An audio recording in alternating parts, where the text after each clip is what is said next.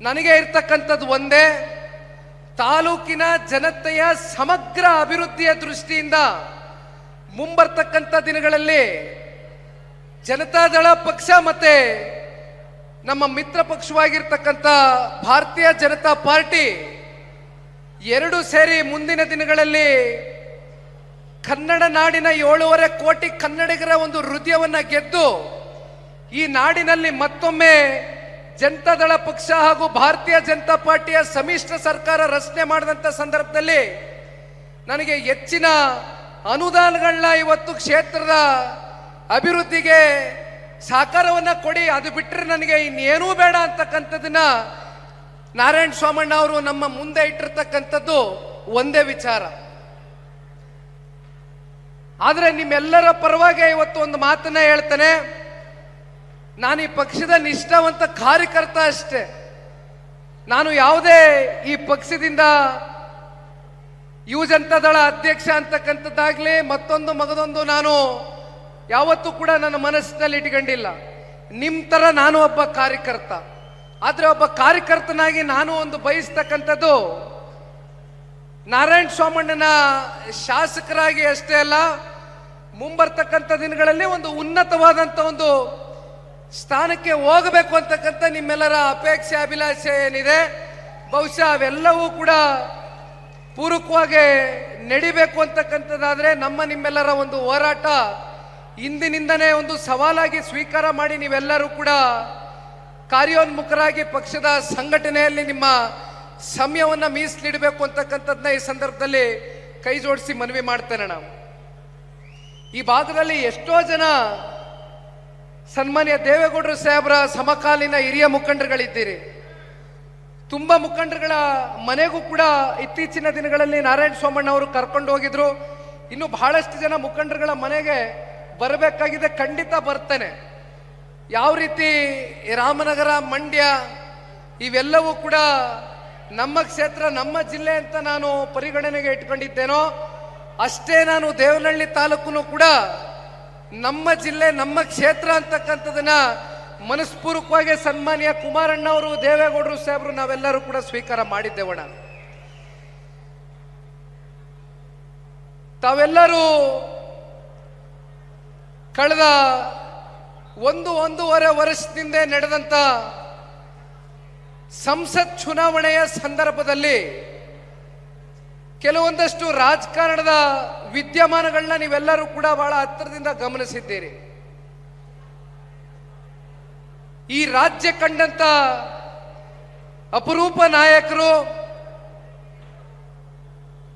ರೈತ ಹೋರಾಟಗಾರರು, ಸದಾಕಾಲ ಅವರ ಹೃದಯ ಮಿಡಿತಕ್ಕಂಥದ್ದು ರೈತರ ಪರವಾಗಿ ಅಂತಕ್ಕಂಥದ್ದನ್ನ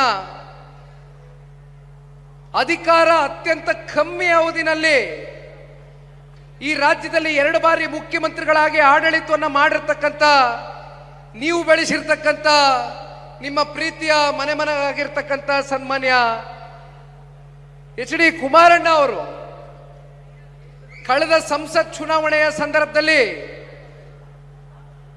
ಅವರೇನು ಸಂಸತ್ ಚುನಾವಣೆಗೆ ಹೋಗಿ ನಿಂತ್ಕೊಳ್ಬೇಕು ಅಂತಕ್ಕಂಥದ್ದು ಇರಲಿಲ್ಲ. ಬಹಳ ಜನ ಇವತ್ತಿಗೂ ಕೂಡ ಸನ್ಮಾನ್ಯ ಕುಮಾರಣ್ಣ ಅವರು ರಾಜ್ಯದಲ್ಲಿ ಉಳ್ಕೊಳ್ಬೇಕಾಗಿತ್ತು.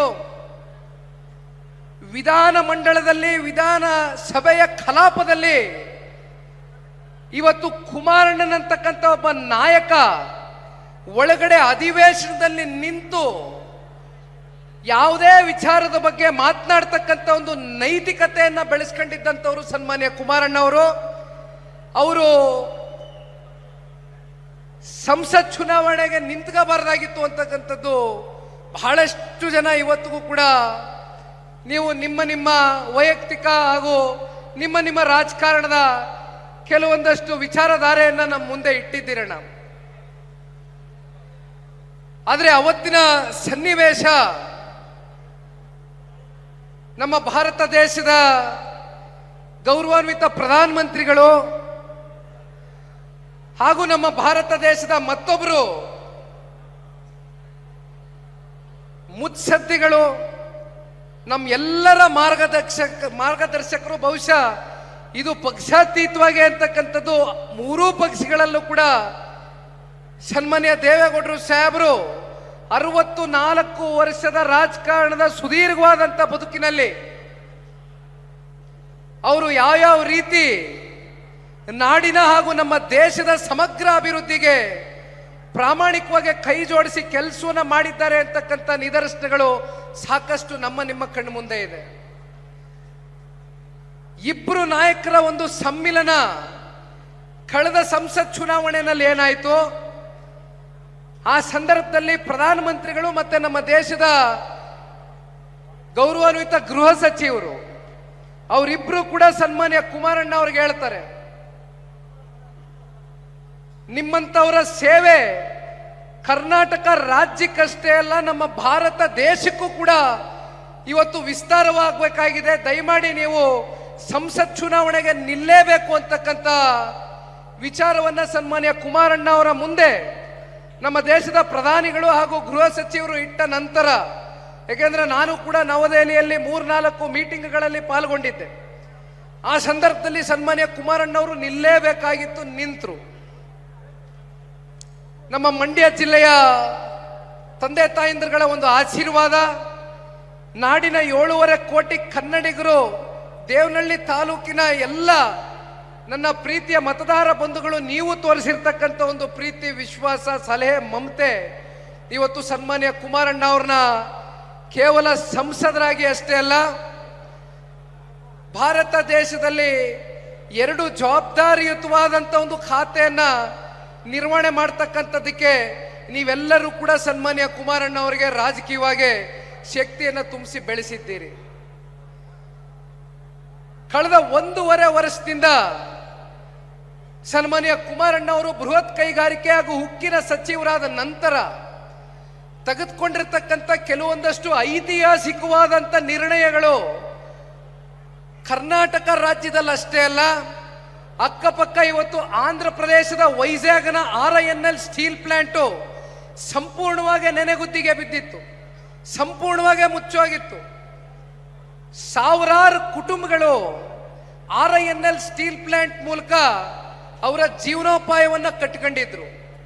ಅಂತ ಕುಟುಂಬಗಳು ಬೀದಿ ಪಾಲಾದಂಥ ಸಂದರ್ಭದಲ್ಲಿ ಸನ್ಮಾನ್ಯ ಕುಮಾರಣ್ಣ ಅವರು ನಮ್ಮ ಭಾರತ ದೇಶದ ಹಣಕಾಸಿನ ಮಂತ್ರಿಗಳಾಗಿರ್ತಕ್ಕಂಥ ನಿರ್ಮಲಾ ಸೀತಾರಾಮನ್ ಅವರು ಹಾಗೂ ಆಂಧ್ರದ ಮುಖ್ಯಮಂತ್ರಿಗಳಾಗಿರ್ತಕ್ಕಂಥ ಚಂದ್ರಬಾಬು ನಾಯ್ಡುರವರು ಅವರಿಬ್ಬರ ಜೊತೆನಲ್ಲಿ ಕೂತು ಅವರ ಮನವನ್ನ ಒಲಿಸಿ 11,500 ಕೋಟಿಯಷ್ಟು ಹಣವನ್ನು ಹೂಡಿಕೆ ಮಾಡಿ ನೆನೆಗುತ್ತಿಗೆ ಬಿದ್ದಂತ RINL ಸ್ಟೀಲ್ ಪ್ಲಾಂಟ್ಗೆ ಮರುಜೀವವನ್ನು ಕೊಟ್ಟಿರ್ತಕ್ಕಂಥದ್ದು ಸನ್ಮಾನ್ಯ ಕುಮಾರಣ್ಣ ಅವರು. ಅದಕ್ಕೆ ಶಕ್ತಿಯನ್ನು ತಂದುಕೊಟ್ಟಿರತಕ್ಕಂಥವರು ತಾವುಗಳು. ಅಷ್ಟೇ ಅಲ್ಲ, ಇತ್ತೀಚೆಗೆ ಭದ್ರಾವತಿಗೆ ಹೋಗಿದ್ದೆ. ಭದ್ರಾವತಿ ಅಂದ ತಕ್ಷಣ ನಮ್ಮ ತಲೆಗೆ ಬರ್ತಕ್ಕಂಥದ್ದು ಮೈಸೂರಿನ ಮಹಾರಾಜರು ಹಾಗೂ ವಿಶ್ವೇಶ್ವರಯ್ಯನವರು ಏನೊಂದು ಕನಸನ್ನ ಹೊತ್ತಿ ಆ ಉಕ್ಕಿನ ಕಾರ್ಖಾನೆಯನ್ನ ಪ್ರಾರಂಭ ಮಾಡಿದ್ರು. ಅದು ಕೂಡ ಇವತ್ತು ನೆನೆಗುದ್ದಿಗೆ ಬಿದ್ದಿದೆ. ಭದ್ರಾವತಿಲಿ ಹೋದಾಗ ನನಗೆ ಕೇಳಿದ್ರು, ಯಾವ ರೀತಿ RINL ಸ್ಟೀಲ್ ಪ್ಲಾಂಟ್ಗೆ ಒಂದು ಮರುಜೀವವನ್ನು ಕೊಟ್ಟಿದ್ದೀರಿ, ಅದೇ ರೀತಿ ನಮ್ಮ ಕರ್ನಾಟಕ ರಾಜ್ಯದಲ್ಲಿ ಭದ್ರಾವತಿಗೂ ಒಂದು ಮರುಜೀವವನ್ನು, ಒಂದು ಪುನಶ್ಚೇತನವನ್ನು ಕೊಡಿಸ್ಲಿಕ್ಕೆ ಸಾಧ್ಯವ ಅಂತಕ್ಕಂಥದ್ದನ್ನ ಈಗಾಗಲೇ ಸನ್ಮಾನ್ಯ ಕುಮಾರಣ್ಣ ಅವರು ದೃಢವಾದಂಥ ಒಂದು ನಿರ್ಧಾರವನ್ನು ಮಾಡಿದ್ದಾರೆ, ತೀರ್ಮಾನವನ್ನು ತೆಗೆದುಕೊಂಡಿದ್ದಾರೆ. ಭದ್ರಾವತಿ ಉಕ್ಕಿನ ಕಾರ್ಖಾನೆಗೆ ಮತ್ತೊಮ್ಮೆ ಒಂದು ಮರುಜೀವವನ್ನು ಕೊಡ್ತಕ್ಕಂಥದ್ರಲ್ಲಿ ಯಾವುದೇ ಸಂಶಯ ಬೇಡ ಅಂತಕ್ಕಂಥದನ್ನ ಈ ಸಂದರ್ಭದಲ್ಲಿ ನನ್ನ ಮಾಧ್ಯಮದ ಸ್ನೇಹಿತರಿಗೆ ಈ ಸಂದರ್ಭದಲ್ಲಿ ತಿಳಿಸ್ಲಿಕ್ಕೆ ಬಯಸ್ತೇನೆ. ಸ್ವಾದಿಷ್ಟತೆಯ ಸ್ವಾದ, ತಾಜಾತನದ ಆಹ್ಲಾದ, ಉತ್ತಮ ಆರೋಗ್ಯ ಮತ್ತು ಹೆಚ್ಚಿನ ರೋಗ ನಿರೋಧಕ ಶಕ್ತಿಯ ವೃದ್ಧಿಗೆ ಈಗ ನಿಮಗೆ ಸಿಗುತ್ತಿದೆ ಉತ್ತಮ ಗುಣಮಟ್ಟದ ಪೌಷ್ಟಿಕಾಂಶ Shri Vaidik millet health mix. ಇದು ಸಿರಿಧಾನ್ಯಗಳ ಸಂಪತ್ತು.